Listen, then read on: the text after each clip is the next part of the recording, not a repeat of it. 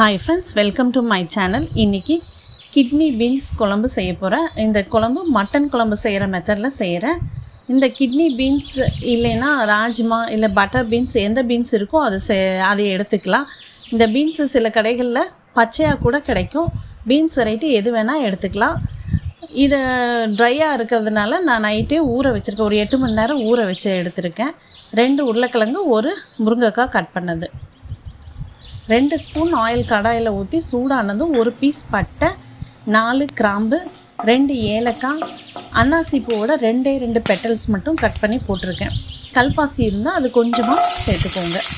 கொஞ்சமாக சின்ன வெங்காயம், அப்புறமா ஒரு 5-6 பல் பூண்டு, 1 இன்ச் அளவுக்கு இஞ்சியை கட் பண்ணி போட்டிருக்கேன்.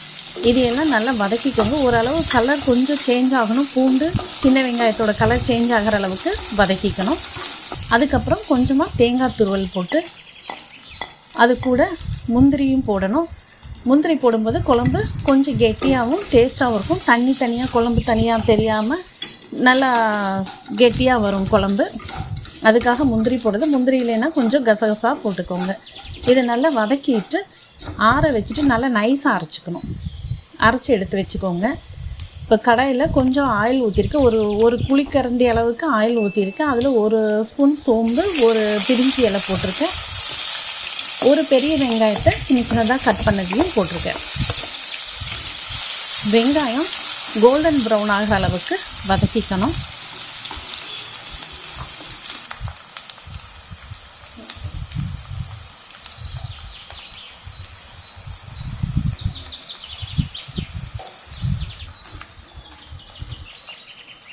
வெங்காயம் இந்தளவு வதங்கினதும் 2 தக்காளி கட் பண்ணதையும் போட்டிருக்கேன்.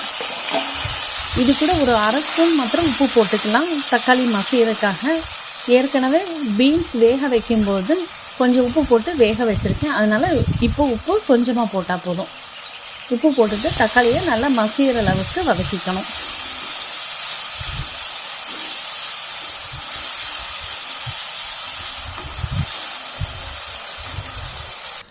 இந்த அளவுக்கு தக்காளி வதங்கினதுக்கப்புறமா 3 ஸ்பூன் மல்லித்தூள்,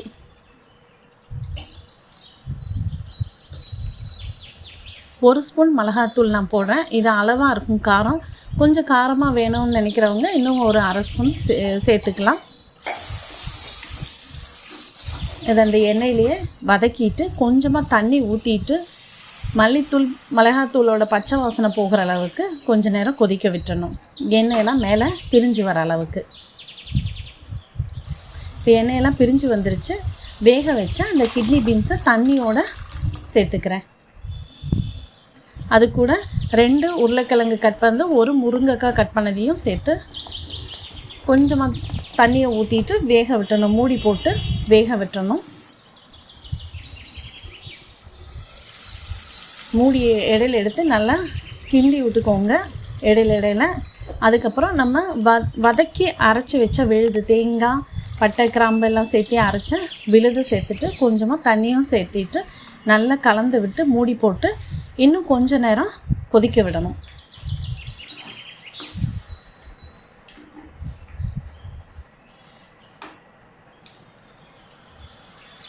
இப்போது நான் கிச்சன் கிங் மசாலா போடுறேன். உங்கள்கிட்ட கரம் மசாலா இருந்தால் அது போட்டுக்கோங்க. மட்டன் மசாலா இருந்தால் அதுவும் கூட போட்டுக்கோங்க. அது ஒரு 1.5 ஸ்பூன் போட்டுக்கோங்க. மட்டன் மசாலாலாம் ரொம்ப கெட்டியாக இருக்கனால நான் கொஞ்சம் சுடுதண்ணி ஊற்றிருக்கேன். இது கொஞ்ச நேரம் கொதிக்க வச்சுருங்க. இந்தளவுக்கு கொதிச்சதுக்கப்புறமா கடைசியாக மல்லித்தலையை தூவிக்கலாம். மல்லித்தலையை தூவி இறக்கிக்கலாம். இந்த குழம்பு ரைஸுக்கு ரொம்ப நல்லா இருக்கும். மட்டன் குழம்பு வாசனையோடு இருக்கும். அந்தளவுக்கு வாசனை வரும்.